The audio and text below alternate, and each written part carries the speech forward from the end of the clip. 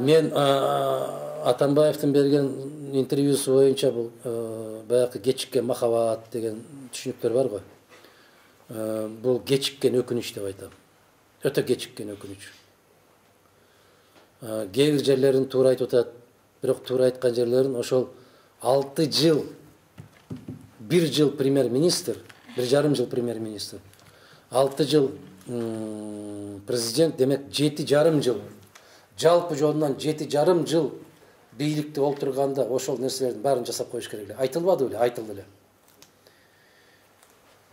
Мына башкаларын айтпайм, Мадумаровдун айткан ар бир сөзүн кайталады негизинен. Саясий куугунтук боюнча дагы. Мына азыр менин командамды соту жок, оту жок, камап койду деп атпайбы? Ал нерсе болуп келген. Мына азыр көптөгөн суроолорго жооп берилбей атат деп атпайбы? Ал кезде дагы жооп берилген эмес. Мен дагы кезинде өзүм колум менен жазып, баягы 10-чу жылкы шайлоодо, 11-чи жылкы шайлоодо, кечээки 15-чи жылкы шайлоодо ар бир мыйзам бузууларын дискке көчүрүп туруп, диски менен кошо бергенбиз. Мына Сапар Исаковдун жеке өзүнүн колуна берген, ичинде диск бар. Кыргызстанда аябай мыйзам бузуулар боюнча фактылар менен. Бирок эч деген сөз жооп берген жок да. Туура деп да айткан жок, туура эмес деп да айткан жок. Келиңизчи сүйлөшөлү деп да айткан жок. Бүгүн эми ушундай абалга кептелди да. Биздикилердин баары түштөн кийин кирет да акыла. Кечээ премьерлер деле айтышып атпайбы? Мен ошол жерде айттым. Ушу концепциясы боюнча 91 жылдан бери не деген алтын концепциялар кабыл алынды. Ошонун баарын ишке ашыргандар отурабызбы ушу жерде? Эгер ошо концепциялар керемет болгон болсо, бүгүнкүсүн мактап атышат да. Ошолор дагы керемет деп макташкан. Тим эле академик Аскар Акаевичтин гана колунан келет мындай концепция жазуу дегенге чейин. Эгер ошо керемет болгон болсо, ишке ашыргандар биз элек ошол жерде отурган. Эмне үчүн Кыргызстан бүгүн СНГда эң арттагы өлкө? Качан жалганды токтотобуз? Доомат каттуу коюлду. Атамбаев тарабынан өтө каттуу коюлду доомат. Бул бүгүнкү күндөгү бийликтин бетине аябагандай каттуу, кандай десем бир, маданияттуураак түрдө айтканда бетке чүркөө болот да, бул аябагандай каттуу болот. Бул эл аралык деңгээлдеги Кыргызстандын бийлигинин кадыр баркына каттуу доо кетти. Легитимдүүлүгүнө. Экинчиден ошол президенттик шайлоонун өтүшүнүн мыйзамдуулугуна доо кетти. Легитимдүүлүгүнө доо кетти.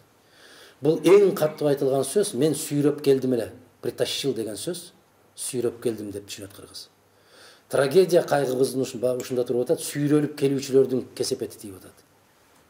Баягы күрөшүп, жалында күйүп, музда тоңуп, ач калып, ток калып, кээде күлүп, кээде ыйлап, кээде кулап, кээде туруп бышкан азаматтар келбестен сүйрөп келгендердин кесепетинен Кыргызстан сүйрөлүп келатат.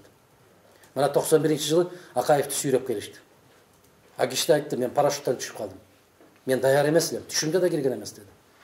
Андан кийин Корманбек Салиевич айтты. Мен тамак ичип отурганмын, мен тамак ичип отурсам эле жүрүңүз деп эле алып келип отургузуп коюшту. Отунбаев айтты, жалаң эркектер бар экен, жалгыз аял сиз экенсиз, сиз колдоп бериңиз, сизди алдына түртөлү деп мени түртө салышты. Кийин Атамбаев айтты, каражат керек болуп атат, каражат жалгыз сизде бар, каражатты гана киши жеңет, болбосо башкаларга алдырып беребиз деп мага токтошту. Азыркысы айтты эле, мен президент эмес, өкмөт башчы болуш түшүмө да кирген эмес деди. Анын сөзү. Мен болоюн деп кичинесинен даярданган, кээде жаңылышкандыр, кээде мүдүрүлгөндүр, кээде кулагандыр, кээде ыйлагандыр. Ошондой болуп такшалган ер азаматтарды эмне үчүн койбой атабыз? Эмне үчүн жалаң сүйрөлгөндөрдү алып келип атабыз? Сүйрөп келип атабыз да себеп. Бул дагы Атамбаевдин сөзү, меники эмес, притащил деди. Анан дагы айтып коет, мен түшүнбөйм, мен эмнеге ушунча жыл буларды сүйрөп жүрдүм экен деп. Анын сөзү бул дагы. Мен түшүнбөйм дейт, эмнеге сүйрөп жүрдүм экен ушунчалык кылып. Бир агасын элчи кылдым дейт. Бир агасын бир эмес эки жолу, бир инисин бир эмес эки жолу төрага кылдым дейт. Мунун эч кандай кадыр баркы жок экен дейт. Кадыр баркы жок, бирок 20 жыл сүйрөп келдим дебеди. Демек ошол сүйрөп келгендин кесепети каргышы кимге тиет? Элдин убалы кимге? Мен болом деген азаматтарды эмне үчүн чыгарбай атасызга? Сүйрөлүп жүргөндөр.